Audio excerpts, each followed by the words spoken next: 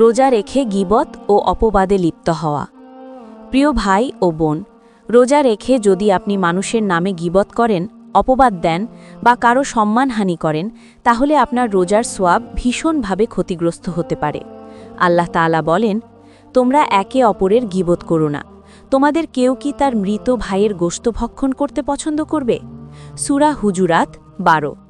ভাবুন তো, আল্লাহ গীবতকে মৃত ভাইয়ের গোশত খাওয়ার সাথে তুলনা করেছেন।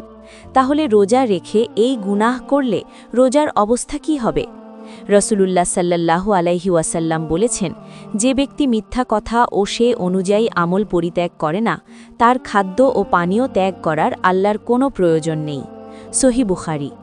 অর্থাৎ আপনি যদি সারাদিন না খেয়ে থাকেন কিন্তু জিহ্বা নিয়ন্ত্রণ না করেন, তাহলে রোজার আসল উদ্দেশ্য পূরণ হয় না।